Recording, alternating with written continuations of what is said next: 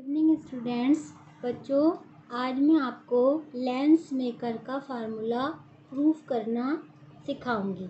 इसमें देखिए, इसमें क्या बताया गया है कि एक लेंस द्वारा एक बिंदु वस्तु O का प्रतिबिंब I पर बनाया गया है। लेंस हमारा N1 अपवर्तनांक वाले माध्यम में रखा है और लेंस के पदार्थ का अपवर्तनांक N2 है। अब इसके लिए बच्चों हमने गोलीय पृष्ठ पर अपवर्तन का फार्मूला पहले प्रूफ किया हुआ है, उसको एक बार रिकॉल करना इसमें ज़रूरी है। इसमें हमने इसका जो फार्मूला पढ़ा था उसमें ये देखिए, जिस माध्यम में अपवर्तनांक हो रहा है उसका माध्यम का अपवर्तनांक था N2, जहाँ पर अपवर्तन हो रहा है, और जहाँ से प्रकाश की किरण आपतित होती थी उस माध्यम का अपवर्तनांक था N1। तो इसका जो फार्मूला था वो था N2/V, यानी कि N2 जिस माध्यम में है V उसी माध्यम में, minus N1/U is equal to N2 minus N1/R। R क्या है? रेडियस ऑफ कर्वेचर है इस पृष्ठ की। बस इसमें आपको ये ध्यान रखना है कि जिस माध्यम में अपवर्तन हो रहा है उस माध्यम का अपवर्तनांक यहाँ पे N2 है, यानी कि उसको हमें पहले लेना है, और उसमें V आएगा तो V को पहले लेंगे। ठीक यही फार्मूला हम इसके अब हम क्या करते हैं, इस उत्तल लेंस को दो पृष्ठों से मिलकर बना मानेंगे, ABC1 और ADC1। यहाँ पे देखिए, ABC1 से पृष्ठ के द्वारा बिंदु वस्तु O का प्रतिबिंब I' पर बना है। यहाँ हमने माना कि दूसरा पृष्ठ नहीं है, तो जो I' प्रतिबिंब है उसकी लेंस के प्रथम पृष्ठ से डिस्टेंस जो दी हुई है वो V' है, यानी कि प्रतिबिंब की दूरी, और वस्तु की दूरी उसके लिए वही U है। तो यहाँ पे हम पृष्ठ के अपवर्तन का फार्मूला लगाएंगे N2/V'।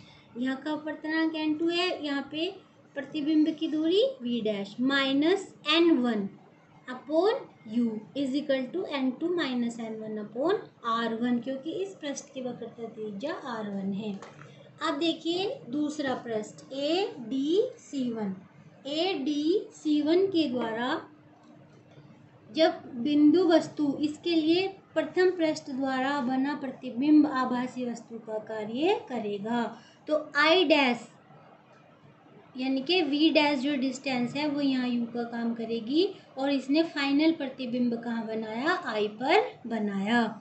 तो यहाँ पे फिर हम इसका फार्मूला लगाएंगे दूसरे पृष्ठ द्वारा अपवर्तन का। यहाँ पे किस भाग में अपवर्तन की क्रिया हो रही है? N1 अपवर्तनांक वाले में, इसलिए फार्मूले में आप ये ध्यान रखेंगे N1/V, प्रतिबिंब कहाँ बना? V पर, माइनस N2/V',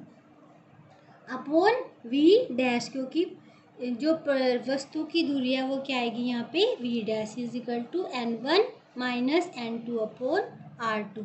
अब ये दोनों फार्मूले ही हम इसमें बहुत कुछ आपने सीख लिया, ये समझ गए होंगे आप। इसमें यही लिखा गया है कि उभयोत्तल लेंस द्वारा प्रतिबिंब की रचना दिखाई गई है चित्र में, उसे हम दो चरणों में देखेंगे, प्रथम पृष्ठ द्वारा और द्वितीय पृष्ठ द्वारा। प्रथम पृष्ठ के लिए अपवर्तन के सूत्र से हमने ये लिखा, और दूसरे पृष्ठ के लिए ये लिखा। अब इन दोनों समीकरणों को जोड़ने पर क्या होगा? N2/V', N2/V' एक दूसरे को कैंसिल कर देंगे, N1/V minus N1/U is equal to आ जाएगा, इसमें से N2 माइनस N1 जब हम कॉमन लेंगे तो यहाँ माइनस 1/R2 बचेगा, तो 1/R1 माइनस 1/R2। अब यदि हमारी वस्तु इन्फिनिटी पर है तो क्या होता है? कहाँ पर इमेज बनती है? फोकस पर। ये कंडीशन हम इस समीकरण में पुट करेंगे तो क्या आएगा? N1/F माइनस N1/इन्फिनिटी इज इक्वल टू, इधर सेम रहेगा, something upon infinity is equal to होता है 0, तो N1/F माइनस 0 को हमने छोड़ दिया इस लाइन को, यहाँ पे लिखा N1/F बराबर क्या हो गया? N2 minus N1, 1/R1 minus 1/R2। अब यदि हम इस पूरी समीकरण को n1 से भाग कर दें तो ये क्या आएगा 1/f is equal to n2/n1 minus 1/r1 minus 1/r2। तो 1/f इज इक्वल टू आएगा 1 और 2। क्या मतलब है इसका? पहले माध्यम के सापेक्ष दूसरे माध्यम का अपवर्तनांक is equal to -1 1/r1 minus 1/r2। तो ये जो फार्मूला हमारा फोकस दूरी में लेंस के वक्रता त्रिज्याओं में और लेंस के पदार्थ के अपवर्तनांक में जो एक संबंध स्थापित हमने किया है, इसी सूत्र को लेंस मेकर का फार्मूला बोलते हैं। और ये बहुत ज़्यादा इम्पोर्टेंट है बच्चों, बोर्ड के लिए भी और आगे के बहुत सारे सवालों के लिए। धन्यवाद बच्चों।